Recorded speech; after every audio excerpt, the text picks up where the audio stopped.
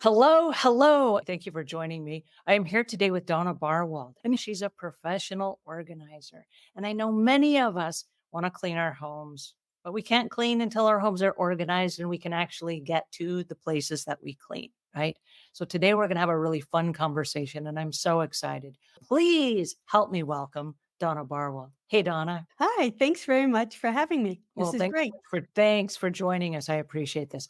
There's a time and a place to save stuff. And Right. then there's a time and a place to say, hey, we're done with this, let it go. And one of the things we've talked about here in the hoarding world and clutter corner conversations is our paper documents, because I know a lot of us are now moving electronically, and Mhm. that goes with our photos, that goes with our tax records, that goes with everything that we have. And so I love the fact that you're bringing up the fact we don't need to hang on to stuff longer than we need to hang on to I call paperwork paper worst because it it. really is. And people hate the papers, and that's what makes a whole lot of piles. And they don't know, what do I need to keep? What do I don't? In my book, I have a whole list. This is what you need. This is what you can let go of.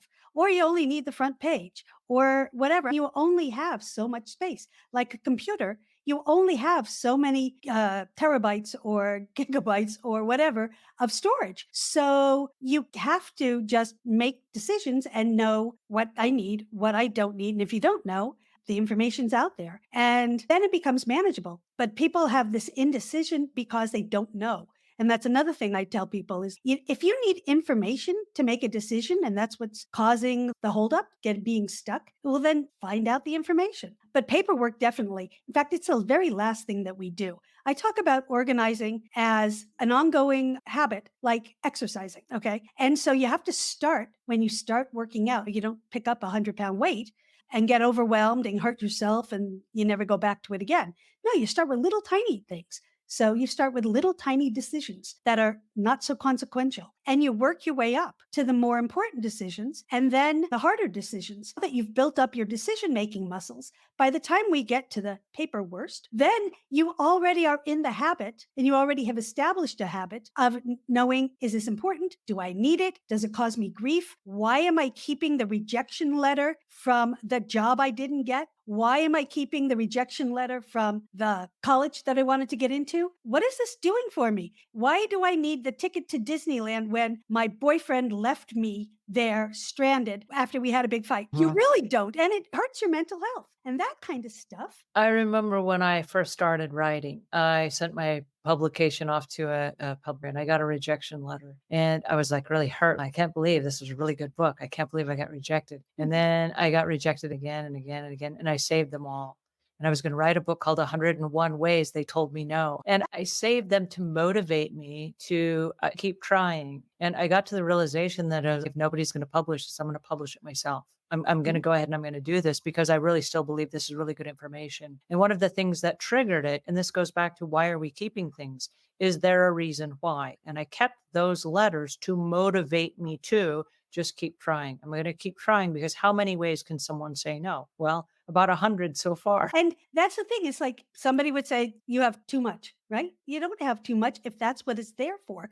And you have the file space or whatever to keep it. Or if you've digitized it and you have the computer space to keep it. It's when you don't look at things. And the problem Mhm. is people don't know what they have. They become clutter blind, especially if you've lived in a house for a long time or you've moved and downsized and you never fully unpacked and all you see are the boxes or whatever. You have no idea what's in there.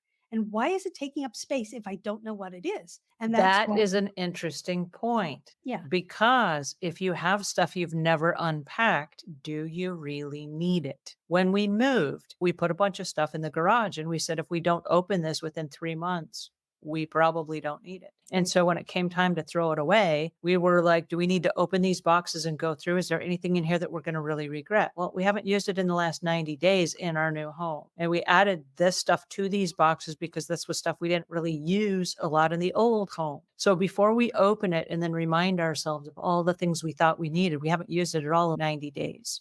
So we probably don't need it. Can we just let it go? And then that will give us more space to just organize and maintain the stuff that we have. And we did. We just let it go without rehashing Having it it, and then yeah. getting emotionally reattached to it and Right. all those things. Because you already looked at it and you made the decision and it was intentional and wasn't just last minute stuff that you shoved in a box. There's the top 5 stressful events.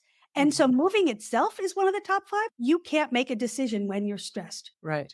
The way your brain works. There's a science to it, and you cannot make a decision when you're stressed. Uh-huh. And so a lot of people just throw things in boxes. And you know what? You don't have to decide, but you do have to go through it at some point. And it makes sense to downsize first before and declutter before you even pack, Mhm. because why are you going to pay for the move?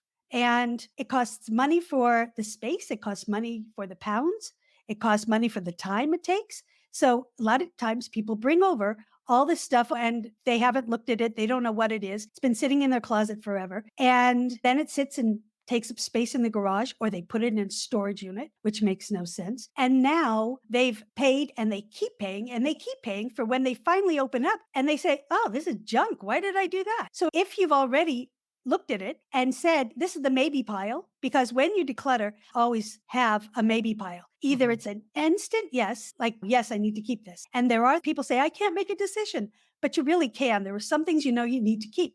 My birth certificate. Okay. I Mhm. need this. Right. My phone charger. Okay. Those are instant yeses. Then there's instant no's. It's broken. You can see it. It's garbage. It doesn't work anymore, or it shouldn't even be in the house, didn't make it all the way out to the garbage. That's an instant no. But anything you have to think more than 2 seconds about, I call it the 2 second rule. If you have to think more than 2 seconds, put it in the maybe pile and then go on, because people get derailed by trying to make that decision. And then Right. they can't make the decision and time runs out and nothing gets done, or they get flooded with emotion, usually negative emotions, and then they just stop. And it's a never ending battle if you think you always have to do it all. You don't have to make every decision. In fact, I talk about a whole procedure, a set of steps. And the first step is just yes or no. And if you can't make it, then it's maybe. After you've organized what you've said yes to, then if there's room, you can add the maybe. Like, I really like this set of champagne flutes. And maybe we'll want to toast a job or a birthday or an anniversary, and I'll have a dinner party and everybody needs a champagne flute. But if I don't have room in my cabinets and it's going Mhm. to be sitting there on that off chance that maybe this will happen, then if I have room, I'll keep it. If I don't, I don't. And you won't know that until you organize. An interesting point of that, and this is what we do in our household, but it's along the same lines. I'll try to get rid of something, and my husband will say, "No, I'd like to keep that." And that's would be our maybe. Do we want to get rid of it? Do we want to keep it? Maybe we're not so sure. Can we both agree that at some point we're going to get rid of this? Yes, we both agree. Okay, we don't have to get rid of it today. But as long as we both agree that we can get rid of it at some point, that lets us already know, it plants the seed, we're going to get rid of this. And so if I have the space and I put it back in the cupboard or I put it back in the closet and it's not interfering with anything, we're not tripping over it, it's not a hazard to anyone. There's plenty of space for it. It's just that we're not using it. Why do we still have this? We've both agreed we're going to throw it away, but not today. Right. And then the next time we do the cycle through again and we're doing that closet or those cupboards, we pull it out again and we say, we've both agreed in the past that we're going to throw this away. Is today the day? And it Mhm. might have been that just enough distance has passed that he's like, yeah, we haven't even used it since the last time we had this conversation.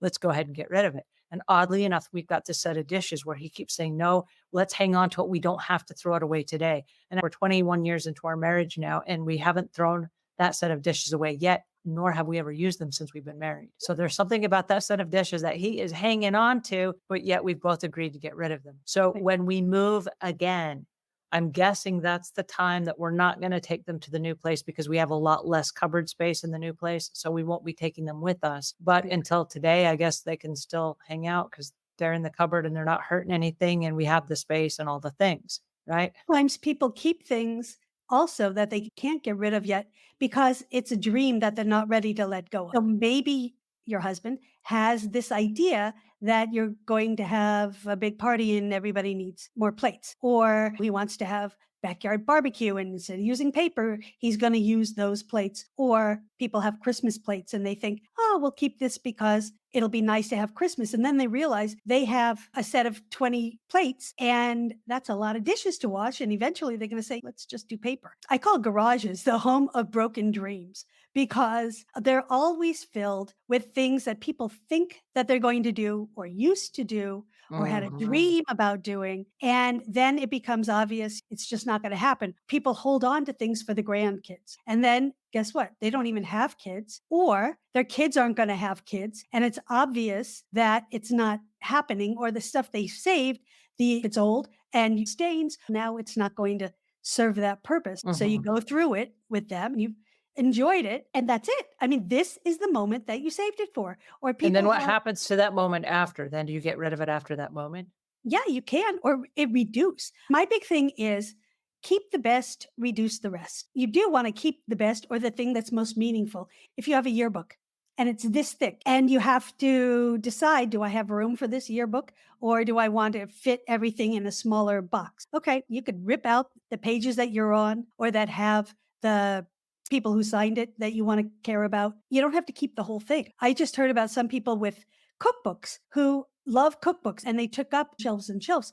But I just heard somebody else suggest that you go through the cookbooks with your family and you pick out the recipes that they think they'll actually ever eat and you rip it out. I know it seems wasteful, but you rip it out because that's what they're there for, is to use. And then you can give away, throw away, whatever, the rest of the book because it's taking up space. And a lot of times it's taking up space in your kitchen, which is valuable prime real estate. And it's taking up space and you want to actually have it for something else, but you keep the recipes. So there's that. Or change just like one little nugget of information, a tidbit of advice, like changes their whole life and the ability to transform lives and make people feel better about themselves. That's what I'm all about. This is so awesome. We've learned so much from you today. This is just phenomenal. I could just listen to you all day and we've learned so much. And thank you again, Donna, for joining us. This Thank was you. so insightful and very helpful.